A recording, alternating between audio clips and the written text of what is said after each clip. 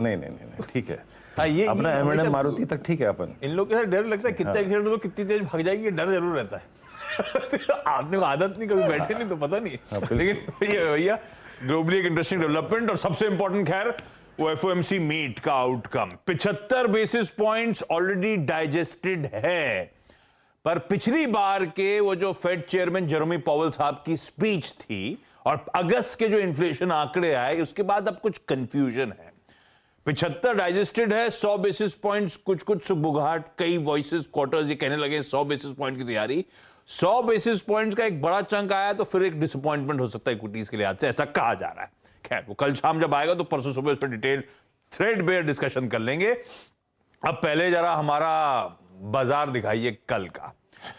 Negative note पर कल भारतीय बाजारों की ओपनिंग हुई थी, हम लोग स्क्रीन पे जब सुबह गए हुए थे, पर उसके बाद एक शुरुआत में ही सस्टेनेबल अपसाइड आया, लोस से एक बढ़िया रिकवरी, और उसके बाद पूरा सेशन एक रेंज में सिमट के कामकाज हुआ। आधे % के उछाल के साथ फाइनली हमने तेजी के साथ सेशन क्लोज करा। ये बढ़िया सेशन जब आया जब ग्लोबल क्यूज खराब थे, और वीरू आज तो क्यूज काफी हद तक सपोर्टिव हैं। एसजीएक्स निफ्टी एक बढ़िया गैप अप की तरफ इंडिकेट कर रहा है। क्या अप्रोच रखूं कल के मार्केट्स की रीडिंग, और फिर उसके बाद आज के 100, 125, 150 पॉइंट के अगर वाकई गैप अप हो रहा है तो किस चैनल में जा रहे हैं, और उसके बाद रणनीति क्या होनी है?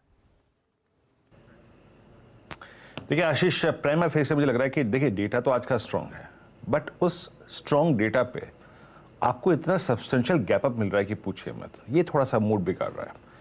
एक बहुत ही बड़ा और सब्सटेंशियल गैप अप, उसके बाद एक और चीज़ आशीष कि again we are closer to expiry. ऐसा नहीं कि हम फ्राइडे या फिर मंडे ट्रेड कर रहे हैं। और तीसरी बड़ी बात यह है कि अभी भी इवेंट तो अभी ड्यू है यूएस में, तो इवेंट तो अभी ड्यू है, तो इसीलिए हमारे ऊपर प्रेशर पॉइंट्स हैं बहुत सारे। बट स्टिल मैं ये कहूँगा कि डेटा अच्छा है आज के सेशन के लिए, बट बतौर ट्रेडर आपको इंडेक्स पर या फिर स्टॉक फ्यूचर्स पर जब भी पंच करें, लॉन्ग करें, रिस्क रिवॉर्ड रेशो का ध्यान रखना चाहिए। मैं क्या कहना चाह रहा हूं आप भी समझ गए होंगे, सब अगर आप देखें इस बात को समझ गए होंगे, समझ चुके होंगे, क्योंकि कुछ क्रिटिकल जोन्स हैं जिसको पार करना हमें बाकी है अभी। कुछ हम पार करके खुलेंगे तो उतना शायद रिवॉर्ड ना रह जाए। कैसे अप्रोच करना है इस सेशन को? देखिए आशीष, कल फ्रेंकली स्पीकिंग सुबह एक शॉर्ट ट्रेड मिला था, उसके बाद लॉन्ग की जो ट्रेजेक्ट्री थी निफ्टी ने पूरे दिन पार नहीं करी। 17,681, 710 का वो क्लस्टर निफ्टी पार नहीं कर पाया।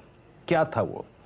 पूरे दिन आपने कहा कि अगर आप देखें हमने अच्छा एक बिहेवियर दिखाया, और लेकिन वो जो 20 डे की ट्रेजेक्ट्री थी निफ्टी पार नहीं कर पाया।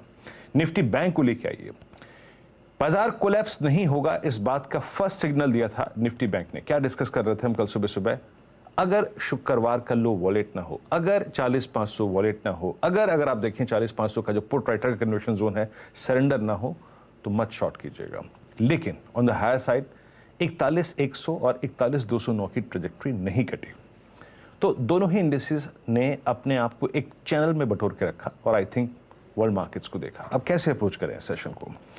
ठीक है, अभी छोड़ देते हैं कि एसजीएक्स निफ्टी क्या कर रहा है, उसको भूल जाते हैं अभी। Let's focus on stats. 312 crore की आशीष बाइंग थी एफआईएस की, डीआईएस की करीब 94 करोड़ रुपए की सेलिंग। नेट कैश बाजार में लगभग 225 करोड़ रुपए का था। ठीक है, एफआईएस ने, मुझे एक बात देख के अच्छी लगी आशीष कि इस इवेंट के मद्देनजर देखिए अब आउटकम आने को ही है 75 और या फिर 100, कुछ देर में क्लियर हो ही जाएगा। बट इस इवेंट से पहले एक चीज अच्छी है कि आशीष, उन्होंने करीब 1173 करोड़ रुपए का इंडेक्स बाय करके लॉन्ग किया है और कुछ शॉर्ट काट लिए हैं। That's good. ये एक प्रतीक के तौर पर अगर आप देखें, एक सिंबल अच्छा है।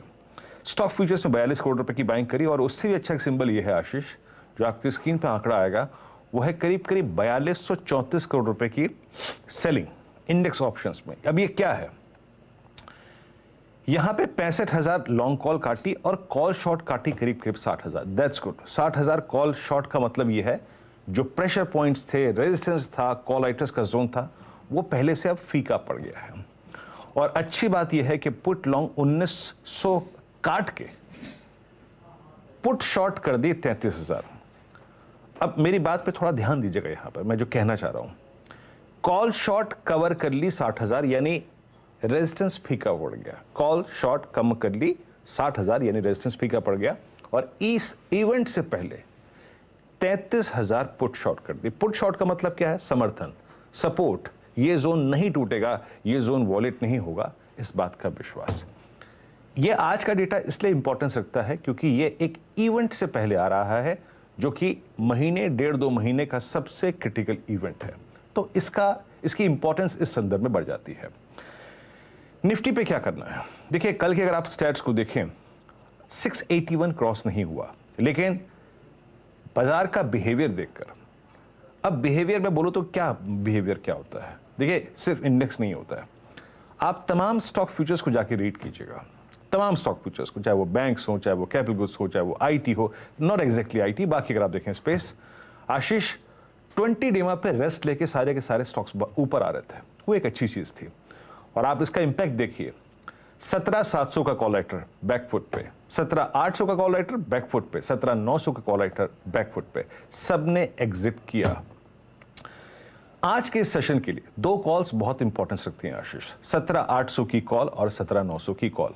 17,800 इनफैक्ट एक इमीडिएट रेजिस्टेंस होगा हमारे लिए। क्या है आउटस्टैंडिंग हुआ यहां पर? याद रखिएगा 52,83,000 और 17,900 की पुट कॉल में कितना है?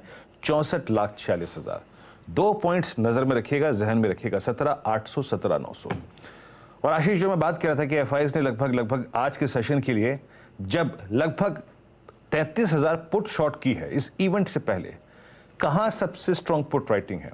वो है 17,500 की स्ट्राइक। आप यकीन मानिए 17,600 और 500 की पुट्स में वीकली और मंथली कॉन्ट्रैक्ट में दोनों में पुट राइटिंग हुई है। तो हमारा ये आज का जो ऑप्शंस का सेटअप है क्या कहता है? वो ये कहता है इस इवेंट के मद्देनजर आप लॉन्ग रहिए अगर स्क्रीन पर 17,500 बरकरार है, आप लॉन्ग करिए 17,700 के ऊपर आपको मिल जाएगा 800 और 810 कटा तो 900 मिल जाएगा। ये स्क्रीन ये कह रही है, मैं आपको फिर एस्टेब्लिश कर देता हूं। देखिए ये जो लाइट ब्लू कैंडल है क्या कह रही है आशीष? ये कह रही है कि पुट राइटिंग हुई है इस इवेंट से पहले। अब देखिए ये इवेंट जब अपना आउटकम दे चुका होगा वो उस दिन एक्सपायरी डे होगा और उस एक्सपायरी डे के पॉइंट ऑफ व्यू से भी अगर 17,500 की पुट बिक रही है तो आपकी रणनीति में 17,500 का एक अहम योगदान होगा। It's a base now for this event Ashish. और ऊपर 17,900 और 800 पे बड़े कॉल राइटर हैं। कैसे करूंगा मैं इस सेशन को अप्रोच? आइए रणनीति लेकर आइए। देखिए पहली बात तो ये है कि ये गैप अप बहुत सब्सटेंशियल है, बहुत बड़ा सब्सटेंशियल है। मुझे थोड़े डाउट्स हैं अगर आप देखें तो मैं जो सुबह का आप एजेक्स ने बताया था आशीष, उसके मुताबिक रणनीति लिख के आया हूं। 17,734 स्पॉट में ये कटता है तो 777 मिल जाएगा आपको, 777 और 810। याद रखिएगा 777 और 810, इसको एक रिवॉर्ड मान के जब आप बाय करेंगे तो चलिएगा।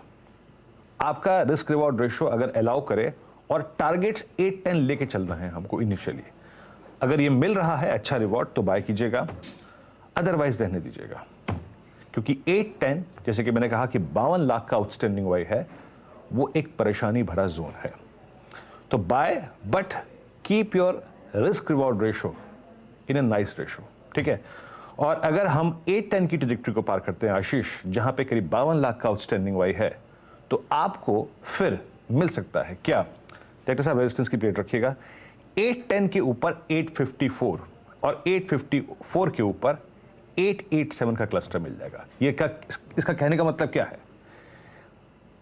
800 पे एक कॉल राइटर है, अगर आप उस जोन के ऊपर निकल गए हैं तो कल 900 के कॉल राइटर ने भी थोड़ा सा एग्जिट ढूंढना था अपना, वो भी बाहर निकल रहा था। उन सर्कमस्टेंसेस में 900 तक की पॉसिबिलिटी बन जाएगी आशीष। तो इस दिन को सेशन बाय सेशन अप्रोच कीजिए, क्लस्टर बाय क्लस्टर अप्रोच कीजिए। 734 के ऊपर आशीष 777 और 810 की पॉसिबिलिटी है। इस फर्स्ट रेजिस्टेंस को और इस पॉइंट को अपना एक टारगेट मान के चलिएगा और उसके बाद 810 अगर क्रॉस हो रहा है तो कमिटेड रहिएगा for a upside swing of 854 and 887 Ashish. Session bye session approach करना है मार्केट्स को, और आज के सेशन को तो इनफैक्ट क्लस्टर बाय